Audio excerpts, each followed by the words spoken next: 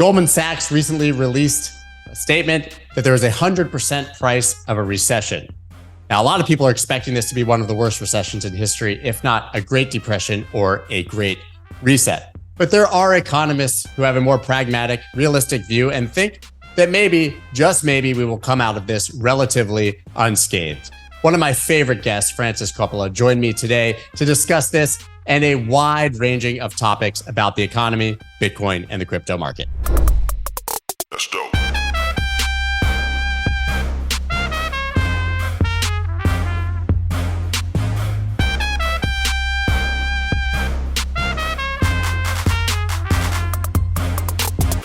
Is there anything that I can say to you or that anyone can say to you to convince you to become a Bitcoiner? I'm not totally opposed to Bitcoin. I've been on record as saying I do think we need what we might call private monies that governments can't control, because not all governments are benign. Governments can be very authoritarian, and if governments had total control of all money, then they'd have the ability to deny people the means to live. And I don't think that any government should have that capability. And it's one of the things that worries me very much about the move to CBDCs, for example, that's an extension of the power of the state. The beauty about physical cash, now here is a crypto podcast, and here I am talking about physical cash, right? We talk about physical cash here. It's no problem. And I think, just to be clear, and I've had you on before, I believe that we're very rational and pragmatic here and appreciate both sides of the argument, know that this isn't for everyone. So sure. You don't have to be particularly skewed in one direction to have a good conversation about it. Yeah, I mean, the beauty of physical cash was that even though it was created by governments couldn't control where it went. So it could be used by people who otherwise the government wouldn't want in their country or wouldn't want to have the means to live. They had no ability to deny those people the right to transact. And that includes people like criminals. It's one of the big issues with physical cash is that physical cash is still the number one transaction medium for criminals, because it's so difficult to find, it's so difficult to trace, it's so difficult to collect. So some of the arguments about CBDCs have been around whether a central bank should create an equivalent to physical cash that was basically just a bearer instrument, which could go anywhere and couldn't be traced. And I think the reaction from governments and central banks everywhere has been, no way are we doing that. And so in a way, the move to the digital economy and the fact that it is becoming increasingly difficult to transact only in physical cash, is leading us towards increased control and of the state over the money that everyday people use for transactions. And maybe there's a role there for a Bitcoin or even something even more privacy oriented than that, to act as a counterbalance, as something that people can use to transact in the digital economy without governments being able to control it, know about it, seize it from them, stop them doing it. Interesting. A lot of people would probably point to private stable coins as the happy medium between those two. The original argument for Bitcoin obviously was peer-to-peer cash, but I think the volatility sort of eliminated that as people viewed it as digital gold and storing it and actually didn't want to spend it. For various reasons, you don't see that much transacting in it. But a dollarized asset that's on a blockchain and still gives you some of the privacy of cash without it being a central bank digital currency, that might actually be that happy medium, as I said. What do you think of that? Well, I mean, that's kind of where the direction the crypto world has gone in. Really, the problem with that is that if you are linking your stablecoin to a fiat currency, then you've provided a means for the government to control it, as indeed we are beginning to see, because of the insistence you must have reserves or you must have this and that and the other. And the only thing you can do then is drive it offshore, break its link to the fiat currency underlying, and then you've got the possibility that the whole thing could simply collapse. So, and the other problem you've got is that a private cryptocurrency is issued by a company, right? The company could control who gets access to it or who uses it or so forth. It's not just governments that are not necessarily benign. It's also private companies. So if you want to have something that can't be controlled by anybody, then that takes you towards things like Bitcoin. That makes perfect sense. Right. You obviously brought up... This is me becoming the Bitcoin maximalist that you never thought I would ever be. There you are. That's right. Well, I think that there is always a difference maybe between what something should be in theory and what it is in practice. And I think that that's where a lot of the disagreement comes around the asset class. But it's good to hear. And I think most reasonable people understand the importance of whether it is Bitcoin or not, an asset like that when it fulfills its promise to give people that privacy and protection hedge against those authoritarian governments. And frankly, it seems like we're on a trend where all governments are becoming a little harder to trust, right? Even the ones that perhaps 10 or 20 years ago or 30 years ago we viewed as impeccable and, protecting the people. Now I think there's a general fear of government that's pervasive across all citizens everywhere.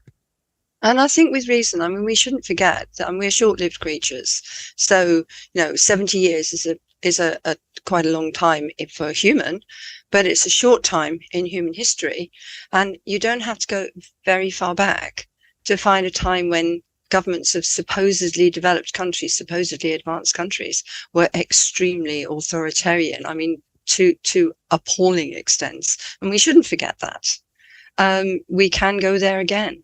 And I would say all the signs are we're beginning to head down that road now. So I think we should be taking some steps to protect ourselves from that. You brought up the obvious, the central bank digital currency, which was going to be my next question when you were already speaking about Bitcoin in the first place. Is there a positive case for central bank digital currencies if a government built in privacy protections that were equivalent to cash? There are legislators in the United States who have discussed that. Or is this just generally a path to violations of privacy and human rights? And obviously to complete control by the central bank, right? If they want your taxes, take them out of your wallet. They want to airdrop you some stimulus, throw it into your wallet. They want to define what you can spend your money on, how much you have to spend in a month.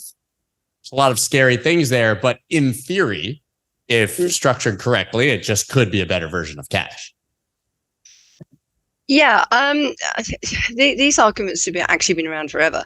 Because the CBDC, I mean, I can remember in the aftermath of the financial crisis in 2008, having lots of discussions with people who wanted what we call sovereign money, where the government produces all the money in the economy and banks are simply tasked with distributing it, but not with creating it as they do at the moment. I mean, we should remember that actually most money in our economy is actually digital already. It's not decentralized, but it's digital. And actually, most of it's not created by the central bank. Most of it's created by commercial banks. The amount of actual central bank money that people use in their daily transactions is actually limited to physical cash. Banks use central bank money between themselves to settle payments, but the money that we ordinary people use in their everyday transactions is created by commercial banks. So a central bank digital currency that was used in the retail space would partially replace the money that's created by central banks. So, and in a way, it complicates things and it creates a competition to commercial banks. And for that reason, all the thinking on this around from central banks I've seen has all been about, oh my goodness, we mustn't disintermediate the existing banking system because it could all go horribly wrong and people could rush to pile all their money into the CBDCs and the banks would lose all their deposits and they'd all fail. And yeah, it's this nightmare scenario. So all these central banks are coming up with limits on the way in which people can use CBDCs, ideas about limiting the amount people can have, about the way what they can use them for. And I look at this and think, if you're having to start putting limits on the amount of money somebody can hold and the things they can use it for, why would anybody use it? And just practical things like in countries that have advanced banking systems, one of the things that people do, they do this at the end of the month, is the month is longer than their money, so they temporarily slip into an overdraft, and they maybe pay a bit of interest on that, and then they clear it again. right? This is quite common. Lots and lots of people do it. They can't do that with the central bank because the central bank won't offer them an overdraft. It's credit risk. They won't take it. So again, it makes it less useful. So the moment you want to have more money in your account than the CBDC limit, or have an overdraft facility, or use your money in your account for something that isn't on the list of permitted activities for a CBDC, you're back to commercial banks again. And I'm a simple soul. I just think, given that commercial banks are supported and insured by central banks, I am not at all sure what benefit a CBDC adds to this at all. I'm not getting it. Well, I do think a central bank digital currency has some value, and we're seeing some movements in that direction already, is actually in wholesale markets, where I don't know if you remember, but after the financial crisis, again, there was lots and lots of discussion about safe assets, this terrible shortage of safe assets, which was all caused by governments basically not producing enough debt, because government debt, so prior to the financial crisis in the US, MBS were treated as safe assets, and private label MBS all disappeared. And so everybody substituted treasuries, and then there weren't enough of them. And so the price of treasuries rose, and it didn't help that the Fed was doing QE as well, which kind of removed even more of them from circulation.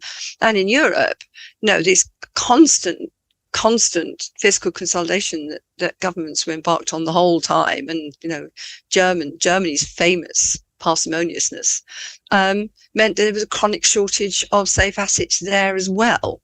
And so we had this financial system that had really too much cash kicking around because of QE, not enough short-term securities, and the shortage of collateral. Now, it seems to me that a CBDC actually could solve some of the problems of the need to use government debt as a safe asset in financial markets. It could substitute for it, and that might be quite a good thing. We'd have to think about exactly how that would work, but it might solve a problem. Yeah, what you've described is why I don't believe we're going to get a central bank digital currency anytime soon in the United States, which I've said countless times and seems to be very controversial, but I don't believe that they're going to disintermediate the banks when we all know that it's a revolving door from the banks to the government. Yeah. And anyways, I can't see Goldman Sachs being replaced by a central bank digital currency anytime in the near future. It does seem quite unlikely, Scott, I must admit. I mean, I think we might end up with one in Europe. But I think it's going to have limited usefulness. There seems to be an element of jumping on a bandwagon here, and everybody seems to be terrified of China. And I just think China's a very different country. Yes, they'll probably have a CBDC in China, but it's a command economy. Of course they'll have one, and they'll force everybody to use it because that's what they do. I don't think that needs to affect us, because realistically, nobody's going to use a Chinese CBDC as a substitute for the US dollar. They're just not. I agree. And that's China's playbook on everything technological or with any even inkling of freedom, right? They create a closed internet, create their own version of every social media platform. It's a very insular, protected walled garden of an economy in the first place. But that is where we're going to see traction for central bank digital currencies, is in authoritarian countries. Which, again, then maybe is even more of a reason for a country like the United States not to adopt what's happening in China, right? We tend to just go the opposite way. Totally this. I mean, actually, in a way, the fact that that the creation of money in economies like the United States and in Europe and in the UK is to a degree decentralized. It's not done by one central authority. Most money is created by this network of private banks, right? And it responds to demand for lending rather than to, we need this much money, let's create it, right? So there's a degree of decentralization there. It's perhaps not as decentralized as a crypto-based solution would be, but there's some degree of decentralization, and that creates resilience in the system. I know we had 2008 when all the banks blew up and everything else. And no, there are vulnerabilities in this system. It is prone to booms and busts. It is prone to concentration, and it does need regulation. But, there are advantages in the way our current system works. You mentioned before safe assets. In 2023, what do we view as safe assets? Because I think that list is rapidly diminishing. Well, actually, believe it or not, we still regard US debt as the world's premier safe asset, despite the shenanigans over the debt ceiling and the possibility that the US might default, which would be ridiculous. It's still the world's number one safe asset simply because there isn't really a substitute. People keep talking about things like gold. Every now and then you read something where somebody says, that the nations like China and India and Russia will produce they're talking about creating their own currency, settlement currency, which would replace is a substitute for the US dollar and might be backed by commodities. Well, good luck with that, because, these are all countries, you're trying to do that with the ruble. I mean, really, is that going to work? I can't imagine China wanting to do that, actually. So when you start looking at this, you think, no, actually, the world's premier safe asset is still US Treasury bills, and will be for a long time to come. And to a lesser extent, also the government debt of other countries in good standing, like Germany and Japan. Japan's looking a little wobbly, but I am not convinced that it's going to change it much, simply because, if somebody's going to dump JGBs or USTs or German bunds or whatever, you've got to think about where they're going to go. Where are they going to go? Because where they're not going to go right now is into crypto. I think that's clear at the moment. Yeah, I certainly wasn't making the case for crypto there. No. Any volatile asset is not necessarily safe, at least in the meantime. So it's more of what it could be in the future. You bring up Japan, obviously, and there's sort of this financial meme that we're all becoming Japanese now, right? Is that a good thing? Japan is an interesting country because it is a little bit like the Canary. I mean, that when you look at the demographics, for example, this aging population was aging long before anyone else, and this kind of constantly stagnant economy, and it can't get inflation off the floor, and things like that. And every now and then, there's inflation kind of looks as if it's going to rise, and everybody says, "Oh, we need to dump JGBs," and then it collapses again, and they lose their shirts. It's not known as the Widowmaker trade for nothing, and I keep looking at Japan and thinking, and actually this kind of long-term stagnation caused by, I guess, unfavorable demographics, really. And in Japan's case, quite a services-driven, it's also quite a closed economy. In other areas, it's also caused by the move to the services economy. We talk a great deal about producing lots of stuff, but actually the amount of stuff the Western countries produce is, as a share of their GDP, is declining. And that does make for a more stagnant economy because it's just so hard to raise productivity in service industries. So, in that respect, yes, we are aging societies. We are becoming services economy. We're actually a lot more prosperous than we were after World War II, for example. The big growth period after World War II, we're a lot more prosperous now. People are richer now than they were then. I know it doesn't feel like it, but we actually are richer than the people who lived then. It feels like it when you zoom out and not when you zoom in. Yeah, Everybody's hyper focused on the past few years. Obviously, we had the black swan of COVID, and we love to point at this immediate trend, obviously, of credit card debt increasing and savings decreasing. But that could be a very short-term thing, and we've seen those spikes and troughs many times in the past. And I think it's right to say that for countries like the US and Europe, arguably the very poor prospects for young people are potentially more of an issue than people are giving credit for. There's just much too much imbalance at the minute between the old and the young. Millennials were born into a terrible time. I mean, they've basically suffered every single financial disaster at the most key times in their development. When you're graduating college and something collapses, and when it's time to enter the job market and something collapses, it really is pretty astounding when you look at the timing for that generation. It's been dreadful for them. And as part of that, you've had the QE period. You've had this massive rise in property prices. You've had stagnation of wages. And so they look at what people of my generation had and think, we're not going to get close to what you had at our age, or even your age. It just all seems very unfair to them. And I think there potentially could be a reckoning for that at some stage. But it has, to some extent, that sense of unfairness, that sense of the old have got it all and there's nothing for us, is, I think, part of what has driven the crypto phenomenon of the last few years. I think it has. And I think it have also some sympathy for it. Yeah, I think it's also driven some of that sort of move towards authoritarianism and the political environment that we sort of discussed earlier, and lack of trust for government. Yeah, I think that's fair. I can't really blame young people for saying we aren't having a proper share in this economy that the old have created and is run by the governments of the old. So we need to create our own money, our own ecosystems, our own economy. And I have some sympathy for that. I can quite understand why they want to do it. I'm not convinced that the way they're going about it is necessarily all that healthy.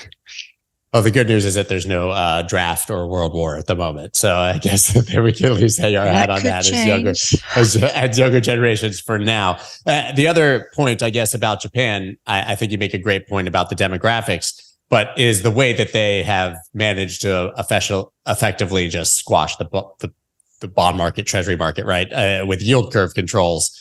We've seen sort of this trend of QE in other nations, but I think that yield curve control may become the future trend on how the banks manage the economy moving forward. Do you see that as a trend, or do you see that as a bit of a meme about all turning Japanese? I think it's where we're going, and actually, I mean, we talked about that in relation to Japan, where they're doing it explicitly, but a good many central banks have been doing it implicitly, controlling bond yields to stop them spiking. I mean, the Bank of England did quite a bit of that last autumn.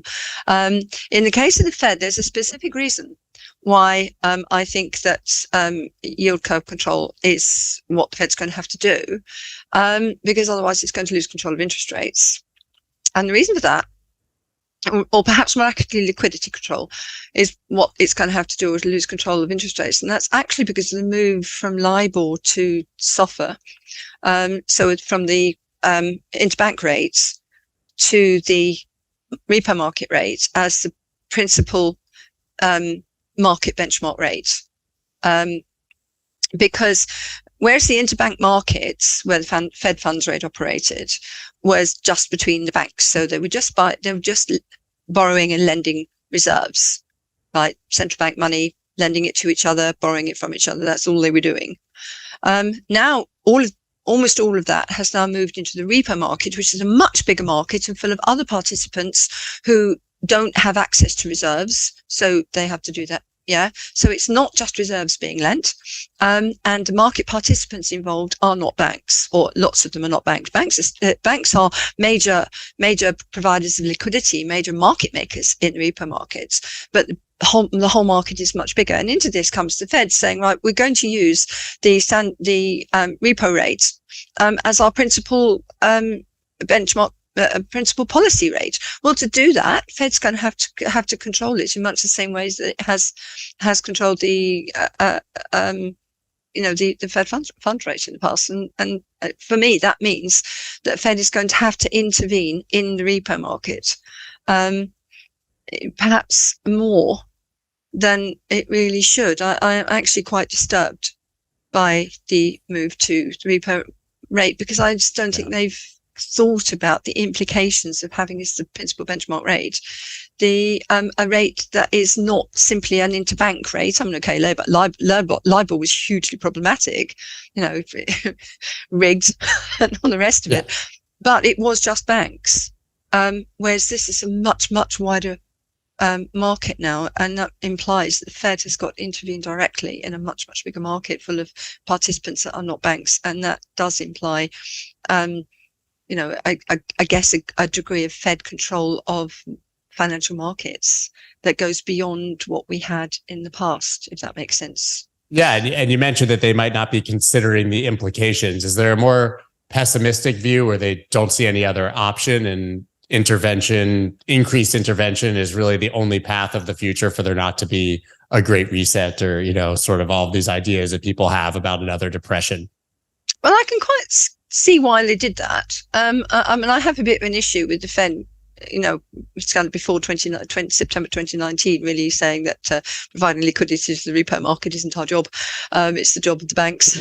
And then the banks said, well, actually, it's more important that we have enough reserves to settle all these payments that we suddenly have to make because we've got quarterly tax payments and we've got the lifting of the debt ceiling and this massive increase in treasury issuance, and we've got one or two other things as well. And so we're going to hang on to the reserves and we're not going to provide liquidity to the markets. And then the Fed had to do it.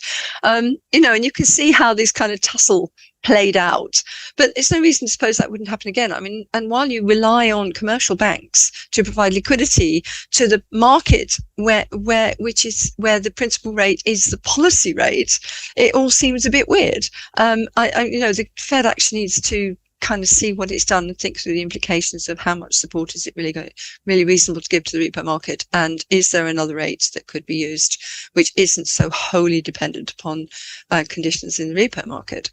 And kind of related to that, you can see where I'm going with this. If your policy rate is the market rate that you're having to manage through the repo market, and then your policy rate is that setting your yield curve, because longer term bond rates relate to shorter term ones. Then in a way, the Fed is kind of doing yield curve, kind of controlling the yield curve through the bond market, which is a bit through the bond market, which is a bit weird anyway. I mean, it retained, the Fed has moved towards explicit yield curve control at times. So Operation Twist, what's yield curve control? Arguably, anything which changes the duration in the markets is arguably controlling yields. And it's certainly a question of just what you call it. You call it Operation Twist, and you pretend you're not controlling the yield curve, but of course you are, because you're flattening it, aren't you?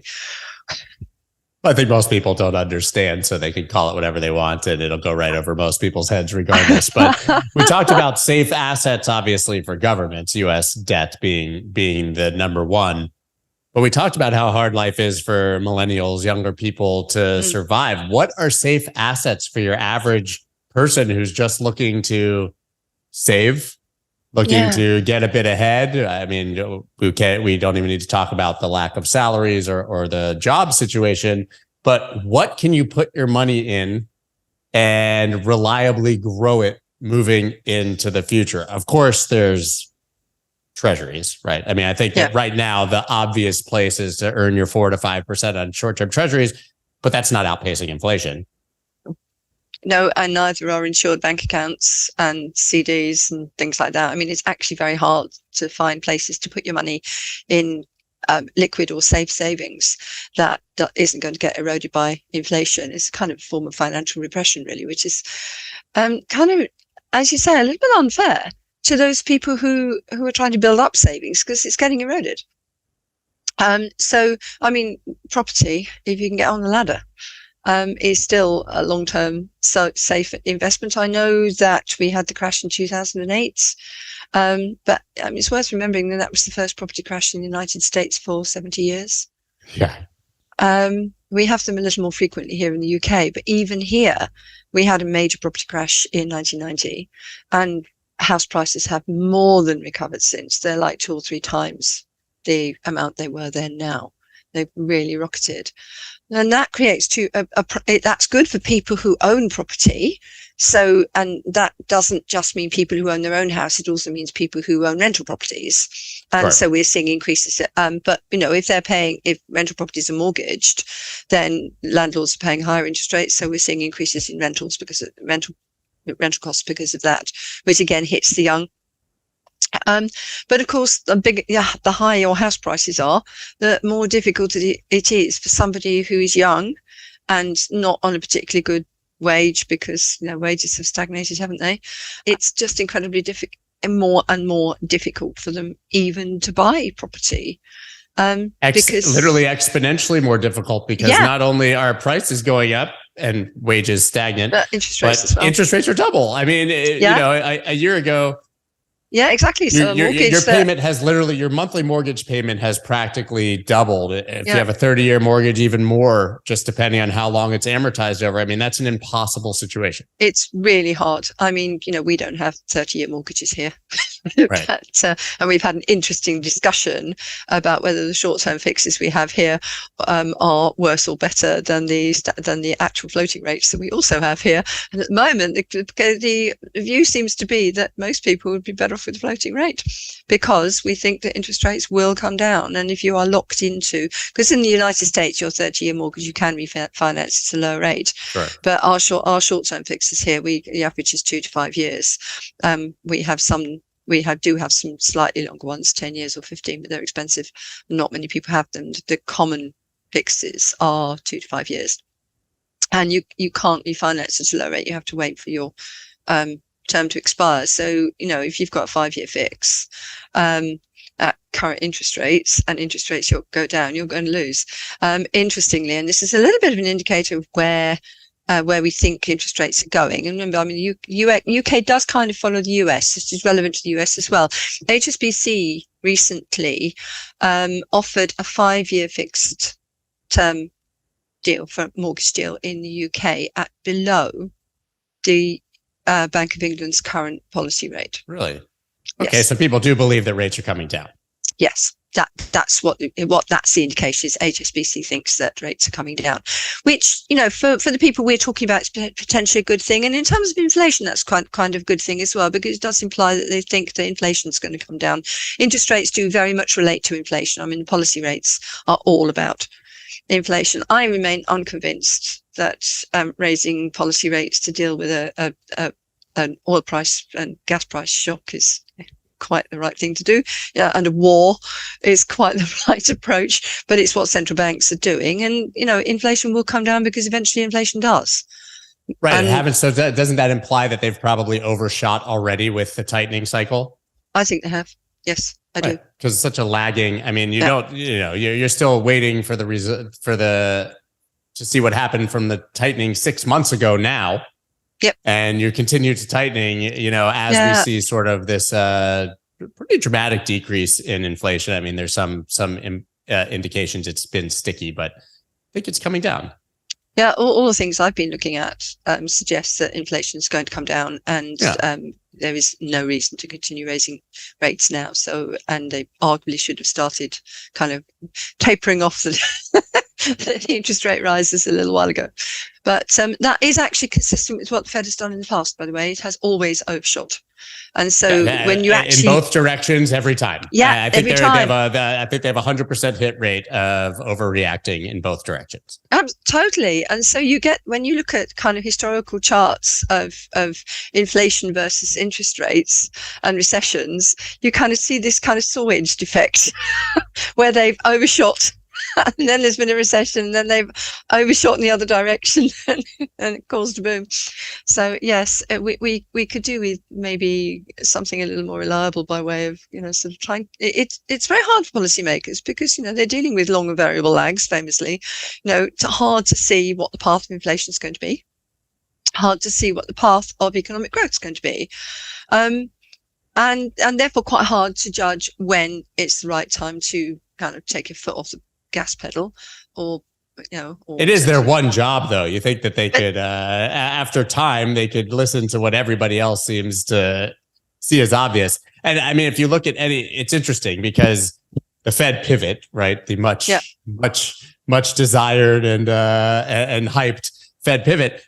If you look at the pattern of where these recessions and bear markets come, it's always the yield curve inversion first. Yes. Which we have massively. Every time. Then the Fed pivot, then the market bottom, right? And people seem to forget that and think that a Fed pivot means liquidity, means everything goes up, but that's not what's happened really ever in the past. It happens eventually, but that Fed pivot, because they're so poor at timing, usually then causes, because they've overshot that recession and bear market, and that's when we see everything bottom. So anyone who's really excited about the Fed pivot hasn't really studied history.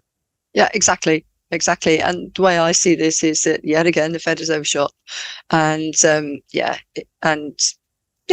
all the signs are there, and we have, as usual, the well, not just policymakers, but pundits saying, oh, yield curve's inverted. Oh, yes, but that doesn't mean what it has in the past. And I'm going, why doesn't it? This time it's different, right? This time is different. The most dangerous 4 words in investing, says Jesse Livermore, right? That this time it's different. It seemingly is never different. But one of the sort of predictions of, I think since really 2020, since the COVID black swan, was that we were going to see this major collapse in the real estate market. Yeah. That hasn't come to fruition. I know that real estate is hyper local, so it really depends on where you're looking and what metrics. I would argue that it's just frozen. Nothing's happening, right? We thought that there would be a collapse, but it's just there's really no buyers and sellers. If you were selling, you don't want to give up that 3% rate to go buy a new house at 7%. Exactly that. And if you're buying, you just can't afford it, and and you're going to just lock in the same thing. You're going to stay where you are until rates come down. So why do you think we haven't seen this real estate collapse, or am I just looking at the wrong data and the wrong market? No, you're right, and I keep saying this. When we see real estate collapses, it's always and everywhere associated with banking collapse every time. It doesn't matter where you are in the world. There is always, if you have a real estate collapse associated with it, it's a banking collapse. Now we haven't had a banking collapse. So in my book, there was no reason to assume there was going to be a real estate collapse because the two are so intimately interlinked. And then you're right that when people talk about, people are going to stop buying property, they always ignore the other side and say, yeah, I know, but people also stop selling and people stop building. Builders, I keep saying this, in the UK where we have, supply problems, and you say, well, we could, if we built lots of houses, we could bring the prices down. And no, you won't, unless the government builds the houses, because private developers won't build into a falling market. If they think house prices are going to come down, they'll stop building. They'll bank their land and sit on it until the market improves. Same with banks. Banks accept housing as real estate as collateral against loans, right? What bank in the world is going to lend when house prices are falling? Because the value of its collateral is going to fall. Why would it do that? Again, it makes no sense. And I wish people would think about this, about what are the incentives of the people in the housing market, because bringing house prices down is not an easy thing to do. You can only really do it, I think, with really very large-scale state intervention. Yeah, the developers also overshoot in both directions. Historically, I live in Florida, and I remember the financial collapse, obviously, even though I was in New York at the time, in 2008, 9, 10. And Miami was skeleton buildings of 75 to 100% finished condos with nobody living in them. So nobody at that point was going to build more. There was already way too much supply that nobody was willing to buy or live in. Yeah, well, I remember going to, I think it was Portugal I went to in about 2009, and there were all these cranes everywhere with these unfinished buildings because everything had just stopped. Because there had been a building boom in Europe prior to the financial crisis in places, like on around the Mediterranean and so forth, and it all stopped. It was so you just had these kind of half finished building products. They finished them now, though, and people are living in every single one of them. Yeah, they've now finished them, but it took quite a while. And of course, in Ireland, after the financial crisis, they actually demolished some of the houses they'd built. They had these ghost estates where they literally had them. Yeah, absolutely. It was cheaper to bulldoze them. Amazing. Yeah, it really is amazing. And then we've also seen a lot of people arguing for a strong economy right now because of what they're seeing in the labor market, which maybe also hasn't collapsed in the way that people thought the real estate market would, right? United States, obviously continuing to have record lows in unemployment, job numbers, always seemingly outperforming to the upside. I mean, I think recently the expectation was 180,000 and we got an over 500,000 print. Are those the actual numbers that we should be looking at, I guess? So is the labor market actually that strong? Because a lot of people will dig in and say that's a lot of temporary workers and it's not full-time jobs and it's people with 3 or 4 jobs. Or is this time different where we've had all of these things, the tightening, but they've failed to crush the labor market? I'm kind of a bit of both. Really. I mean, I think labour markets are tight, but actually what I think is not being said, we've been talking about wage stagnation. Actually, if you want your wages to grow, you need to have a tight labour market because employers need to be paying more. And so at the same time as we've got people saying we need high wages to grow, they've been stagnant for 20 years or 30 years or whatever it is, and particularly younger people need higher wages. At the same time, they're complaining about the tight labor market and saying, oh, we can't have wage rises because it'll fuel inflation. And I just think, is this not a case where actually some inflation is the price we need to pay to get wages to rise? Possibly. As long as the wages are outpacing inflation, it's not the worst thing in the world. The other thing we've got, and I mean, I don't know the US labour market as well as I know the UK one, but in the UK one, we have the Great Retirement. I think you have that in the US as well, where you've got got a lot of older people 55 plus retiring early, and a lot of that is because during COVID and indeed in the 10 years before that, their portfolios, their pensions, their savings and so forth, they've really done rather well. And so they feel rich. They've got money. They can retire. And so they retired. And so we've got this idea here. Well, the government seems to have this idea that it gives them tax breaks. They might return to the workforce. And I'm going, if they're feeling rich, why would tax breaks encourage them to return? It doesn't kind of make sense. And I'm not seeing a great deal of sense here in the thinking around this about why it is that people are leaving the workforce. So, for example, if you've got women leaving the workforce, you need to do something about the cost of childcare. Or you might need to do something about elderly care as well, because a lot of women leave the workforce or reduce their hours or drop down into less skilled jobs, less productive jobs in their 40s and 50s to care for seniors, for our relatives and so forth. And if you want those people to come back into the workforce to take on the kind of jobs that they're actually skilled and trained to do, then you need to do something about the services that they need, which would be childcare and elderly care and so forth. And if you've got people who've had to drop out of the workforce or reduce their hours because they've got long-term health problems, then you need to do something about your healthcare.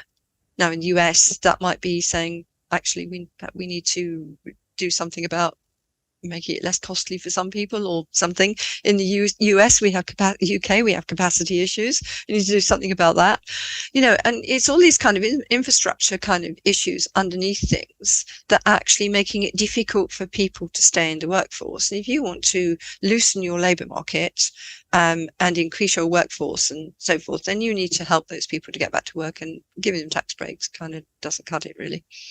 Yeah, I mean, it's interesting. We've seen that sort of the death of the 60-40 portfolio. It's been the worst years in history for that sort of conventional wisdom. But if you were even just automatically rebalancing as someone who's retiring, as you said, you benefited from that massive boom in stocks. And now you've actually probably ended up in bonds with a high yield. Why would you ever go back to work if you can move to, a 1090 portfolio and you're sitting there getting 4 or 5%? I'm really not seeing the incentive for any of these people to go back to work unless they, can find a job that they really want to do. And the kind of jobs that we have vacancies for tend to be the kind of delivery driver, healthcare assistant. The 70-year-old retirees don't want or can't do. Exactly. They're the ones that have traditionally been done by young people, young and poor people, not well-off retirees, so again, I'm not getting it. I'm not seeing the incentives. I'm not seeing it's almost like a lump of labor fallacy that says, oh, we can just get the older people back into the workforce. All these kind of jobs are labor shortages, and those kind of jobs will magically disappear. And I'm thinking, how?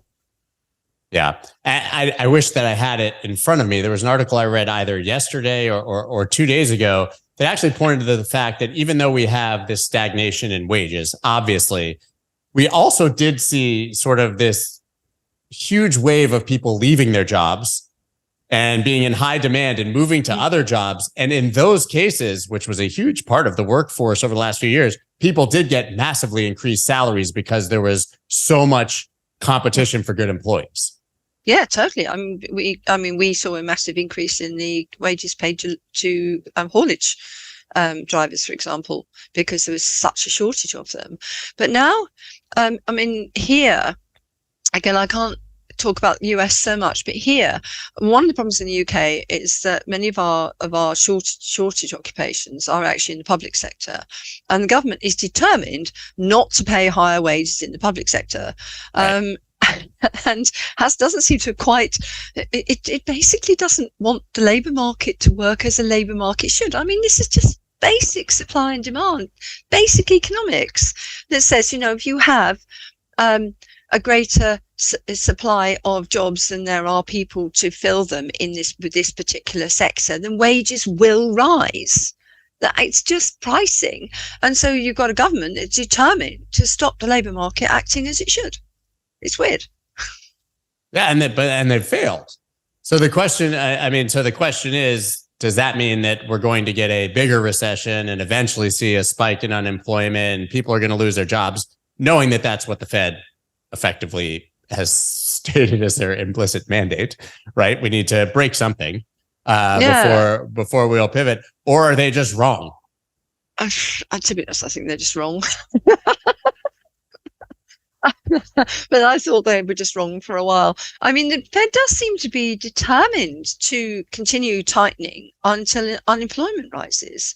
And I found myself thinking, that's kind of human misery you're talking about. You literally want to make people's lives more difficult and more painful because you don't know what to do about an oil price shock under war and supply chain disruption. I am not getting it. And oil prices are going down anyways. Yeah, and supply chains are healing. I was looking at my favorite chart is the Baltic Dry Index. It's well worth a look. Just looking at shipping costs. You spoke with Mike McGlone, I think, and Dave Weisberger on a Monday, and Dave's favorite chart is the Baltic Dry Index. Yeah, it's the best. It's the best chart. And if you look at that, it kind of went up like that, and now it's coming down like that. I am not seeing the inflationary pressure from shipping. Not getting it. Yeah, even Powell said we've begun the disinflationary process. Yeah. I think he has an aversion to saying deflationary. Well, I think we have to be precise about our terms. I mean, disinflationary is where inflation reduces, but it's still positive. It's not deflation until inflation actually turns negative. But it is a deflationary pressure that's causing disinflation to some degree. I would call it a disinflationary pressure myself, because it's kind of precision about terms. I mean, I fight these battles all the time. I write entire posts doing calculus. And listen, when they use the wrong term, we get a collapse in global markets if Jerome Powell says the wrong word. So exactly. So precision. We are not. I mean, deflation. If you look at 1929, for example, there's appalling collapse in prices. I mean, that is what deflation is a fall in the general price level. Now, we're nowhere near that. Even if inflation comes down from its current heights, even if it comes down to the Fed's target of 2%, it's still going to be positive. Prices will still be rising. That's not deflation.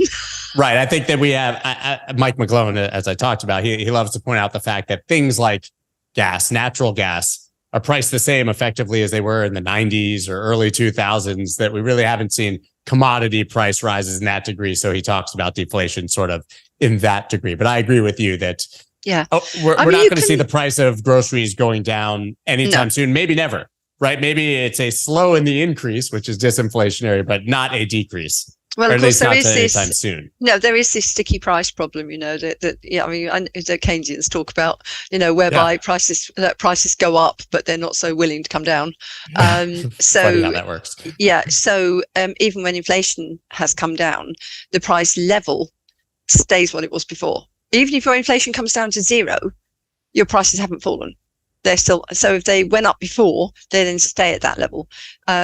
The sticky price thing is about actually prices are, it takes quite a big shock to make companies reduce their prices across the board. Yeah. And that's typically a shock to growth. So it would be a recession, really. Yeah. Do you think that we're going to get this recession? And if so, how bad? I'm not 100% convinced. I know the yield curve is saying, big recession on the horizon, and but it's always path dependent, isn't it? And so if the Fed actually stopped tightening, and if the government kind of did a bit of fiscal stimulus or something, it probably wouldn't happen. Yeah, they have a good habit of doing that when necessary. Do you think that we get back to a phase of easy money, QE, or do you think that this Fed pivot looks more like just stop tightening and doing harm? I wouldn't want to rule out a return to easy money at some point, for the reasons that I gave earlier, really, which is the Fed has to control yields, really. It's committed itself to doing that, to maintain liquidity in markets, because otherwise it can't keep control of interest rates, because now it's not just the banks it's trying to control, it's the whole market. So I wouldn't like to rule out a return to some form of easy money. And I think also there's a paradigm shift here, whereby what we used to call easy money in the past, which is, the Fed pumping out, doing QE, pumping out money. The counter to that is QT, quantitative tightening. The Fed's doing that. And as you recall, the Fed tried it before and had to stop after a while. And I think we're going to end up there again, simply because actually we've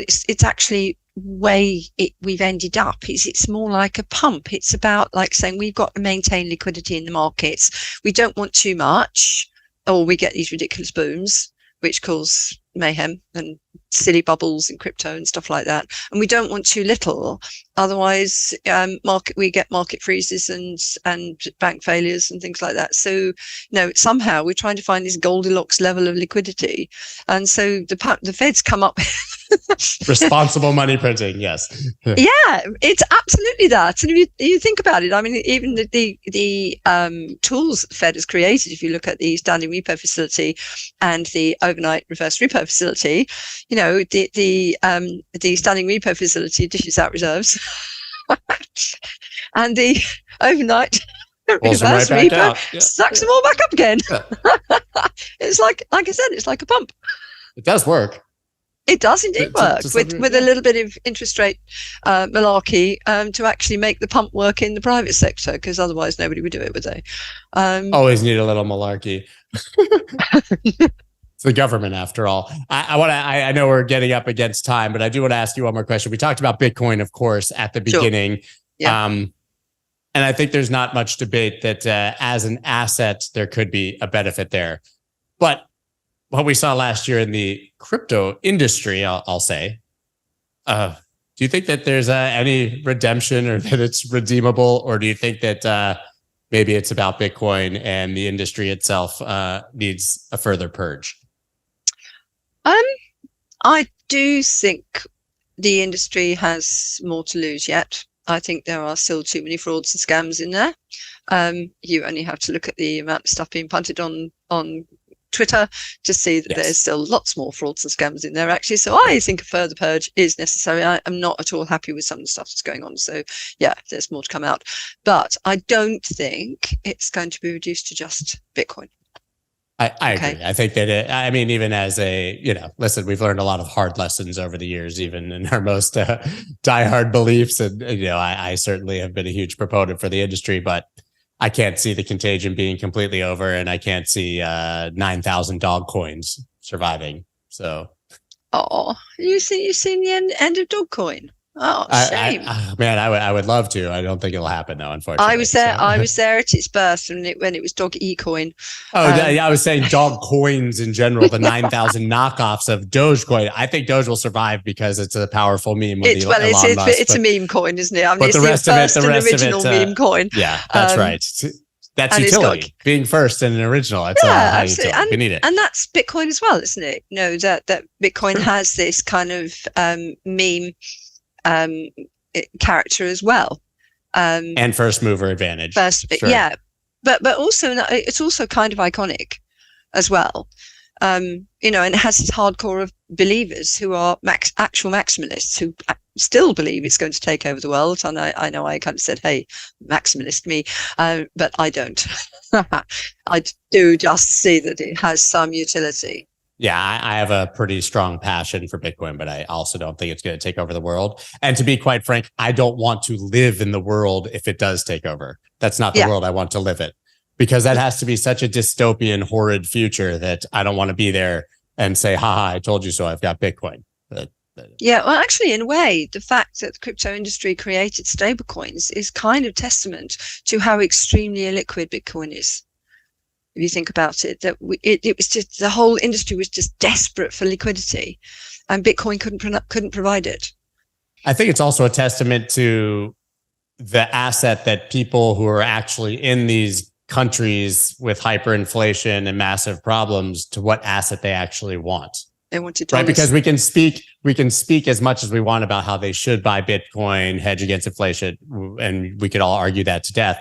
They want dollars, and they've always wanted dollars. And stablecoin actually gives them dollars when they couldn't have found them even on the black market otherwise. And I don't see that as a negative. I know Bitcoin maximalists may, but I see that as perhaps the greatest killer app that's come out of the crypto industry in general, is access to dollars for people who don't have it.